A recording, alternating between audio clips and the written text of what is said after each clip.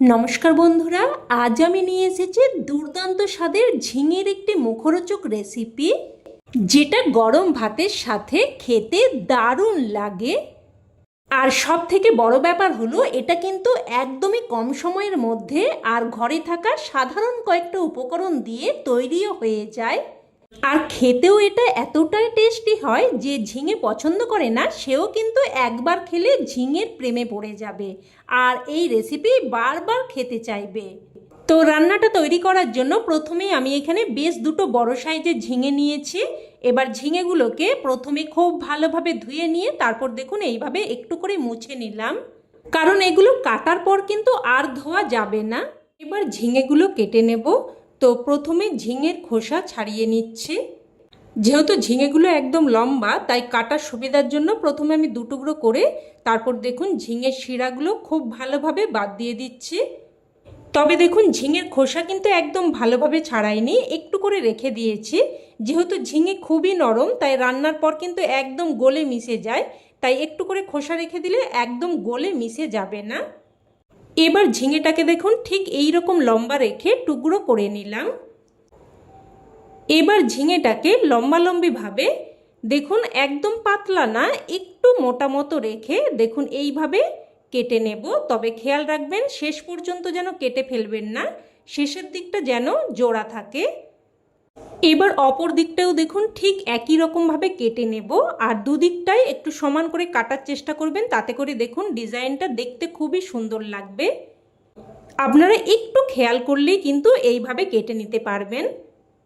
দেখুন ঝিঙেগুলো ঠিক একটা ফুলের মতো খুবই সুন্দর দেখতে লাগছে। তবে শুধুমাত্র দেখার সৌন্দর্যের জন্য নয়, এইভাবে কেটে নিলে এই রান্নাটা কিন্তু খেতে খুবই টেস্টি হবে। আপনারা পুরো রান্নাটা দেখলেই বুঝতে পারবেন। তো দেখুন একই রকমভাবে আমি সবগুলো রেডি করে নিয়েছি। এবার এখানে একটা মশলা তৈরি করে নেব। তো প্রথমেই নিয়ে নিলাম 1 চামচ মতো সাদা বা হলুদ সর্ষে, 1/2 চামচ মতো কালো সর্ষে আর 1/2 চামচ মতো কালো জিরে, আর নিয়ে নিচ্ছি দুটো কাঁচা লঙ্কা। তবে ঝালটা কিন্তু অবশ্যই আপনারা আপনাদের স্বাদ অনুযায়ী দিয়ে দেবেন। এবার এগুলোকে আমি শিলেতে করে বেটে নেব। তো এর মধ্যে আমি অল্প একটু লবণ দিয়ে তারপর অল্প একটু জল দিয়ে এটাকে একদম মিহি করে বেটে নেব। তবে আপনারা চাইলে মিক্সার গ্রাইন্ডারে করেও মশলাটা পেস্ট করে নিতে পারেন। তো দেখুন মশলাটাকে কিন্তু আমি একদম মিহি করে বেটে নিয়েছি। এবার মশলাটা উঠিয়ে নিচ্ছি। এবার কেটে রাখা ঝিঙেগুলো আমি অন্য একটা পাত্রের মধ্যে নিয়ে নিচ্ছি আমার কাজের সুবিধার জন্য, কারণ ঝিঙেগুলো আমি মেখে নেব। এবার এখানে দিয়ে দিচ্ছি স্বাদ অনুযায়ী লবণ, আর মশলার মধ্যে অল্প একটু লবণ দেওয়া আছে আর ঝিঙে কিন্তু রান্নার পর অনেকটাই কমে যায়, তো সেই বুঝেই কিন্তু লবণটা দিয়ে দিয়েছি। দিয়ে দিলাম 1/2 চামচ মতো হলুদ গুঁড়ো আর অল্প একটু লঙ্কার গুঁড়ো। সাথে দিয়ে দিচ্ছি বেটে রাখা মশলা। মশলার বাটিটা ধুয়ে সামান্য একটু জলও দিয়ে দেব। সাথে দিয়ে দিচ্ছি অল্প একটু চিনি, এতে করে স্বাদটা সুন্দরভাবে ব্যালেন্স হবে আর খেতেও কিন্তু খুবই ভালো লাগবে। তবে চিনি অপছন্দ হলে চিনিটা কিন্তু বাদ দিয়েও রান্নাটা করতে পারেন। আর দিয়ে দিয়েছি এখানে সবশেষে 1 চামচ মতো কাঁচা সর্ষের তেল। তো এবার সব কিছু ভালোভাবে মিশিয়ে নেব। দেখুন এইভাবে একটু ঝাঁকিয়ে ঝাঁকিয়ে মিশিয়ে নিচ্ছি, কারণ ঝিঙেগুলো যাতে ভেঙে না যায়, তাই এইভাবে একটু সাবধানে কিন্তু সমস্ত মশলা ভালোভাবে মিশিয়ে নিয়েছি। এবার গ্যাস অন করে কড়াই বসিয়ে দিয়ে দিলাম প্রায় 2 চামচ মতো সর্ষের তেল। আর এই রান্নাটা কিন্তু অবশ্যই সর্ষের তেলেই করতে হবে। তো তেল হালকা গরম হয়ে আসলে ফোড়নে দিয়ে দিলাম 1/2 চামচ মতো কালো জিরে আর একটা শুকনো লঙ্কাকে দুটুকরো করে দিয়ে দিয়েছি। ফোড়নটা নাড়াচাড়া করে কয়েক সেকেন্ড ভেজে নিয়ে এবার এখানে দেখুন আমি প্রায় 5-6 কোয়া মতো রসুনকে হালকা থেঁতো করে দিয়েছি। আর আপনারা যারা সম্পূর্ণ নিরামিষ খান তারা কিন্তু রসুনটা বাদ দিয়ে রান্নাটা করতে পারেন। তো দেখুন একটুক্ষণ নাড়াচাড়া করে রসুনটা হালকা ভেজে নিয়ে এবার এর মধ্যে দিয়ে দিলাম অল্প একটু টমেটো। একটা মিডিয়াম সাইজের টমেটোর অর্ধেক দিয়েছি।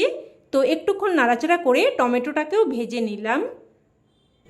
এবার এখানে মেখে রাখা ঝিঙেগুলো একে একে দিয়ে দিচ্ছি। বন্ধুরা আপনারা হয়তো অনেক রকমভাবেই ঝিঙে রান্না করে খেয়েছেন, তবে এই রান্নাটা একটু আলাদা। তাই অবশ্যই কিন্তু এইভাবে একবার বানানোর অনুরোধ রইল আপনাদের কাছে। ঝিঙেগুলো প্রথমে দিয়ে হালকা করে একটু নাড়াচাড়া করে নিয়ে তারপর মশলাটা দিয়ে দিচ্ছি। পাত্রটা ধুয়ে সামান্য একটু জল দিয়ে দেব, তবে খুব বেশি জল কিন্তু দেওয়া চলবে না, যেহেতু ঝিঙে এমনিতেই কিন্তু অনেকটাই জল বেরোবে। তো আবারও দেখুন হালকা করে নাড়াচাড়া করে মিশিয়ে দিচ্ছি। খুব বেশি নাড়াচাড়া করতে যাবেন না, তাতে করে ঝিঙেগুলো কিন্তু ভেঙে যেতে পারে। তো মিশিয়ে নিয়ে এবার মিডিয়াম ফ্লেমে একটা ঢাকনা দিয়ে দিয়ে প্রায় কিন্তু 10 মিনিট মতো রান্না করে নেব। তো প্রথমে 5 মিনিট মতো ঢাকনা দিয়ে রান্না করে নিলাম। এবার ঝিঙেগুলোর অপর পিঠ উল্টে দেব, তবে একটু কিন্তু সাবধানেই উল্টাতে হবে।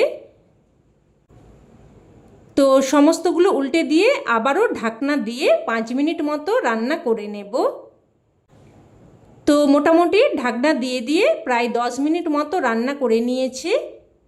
দেখেই বুঝতে পারছেন ঝিঙে একদম সেদ্ধ হয়ে গেছে, আর মশলা কিন্তু ঝিঙের সাথে খুব ভালোভাবে মিশে গেছে।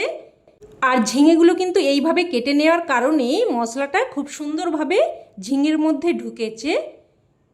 আর এই রান্নাটা কিন্তু একদম এইরকম একটু গা মাখো মাখো শুকনো ধরনের হবে। তো সবশেষে এখানে দিয়ে দিলাম দেখুন 1 চামচ মতো কাঁচা সর্ষের তেল। তেলটা দিয়ে হালকা করে নাড়াচাড়া করে মিশিয়ে নেব। তো মিশিয়ে নিয়ে এবার গ্যাসের ফ্লেম বন্ধ করে একটা ঢাকনা দিয়ে স্ট্যান্ডিং টাইমে রেখে দিলেই রান্না কিন্তু একদম তৈরি। এবার এটা গরমাগরম ভাতের সাথে পরিবেশন করুন। খেতে কিন্তু এক কথায় জাস্ট ফাটাফাটি লাগে। তবে শুধুমাত্র আমার কথাই নয়, অবশ্যই এইভাবে একবার বানিয়ে দেখুন, তবেই কিন্তু এর স্বাদ আপনারা বুঝতে পারবেন। তো রেসিপি কেমন লাগলো অবশ্যই কমেন্টে জানাবেন, আর ভালো লেগে থাকলে প্লিজ একটা লাইক দিয়ে দেবেন, আর চাইলে অন্যান্য বন্ধুবান্ধবদের সাথে শেয়ারও করতে পারেন। আর চ্যানেলের নতুন বন্ধু হয়ে থাকলে অবশ্যই করে চ্যানেলটি সাবস্ক্রাইব করে নেবেন, সাথে পাশে থাকা বেল বাটনটি অন করে নেবেন পরবর্তী রেসিপির নোটিফিকেশন সবার আগে পাওয়ার জন্য। তো আজ এই অবধি, আবারও অন্য কোনো রেসিপিতে দেখা হবে। ততক্ষণে সকলে ভালো থাকবেন, সুস্থ থাকবেন, আর সকলকে ধন্যবাদ।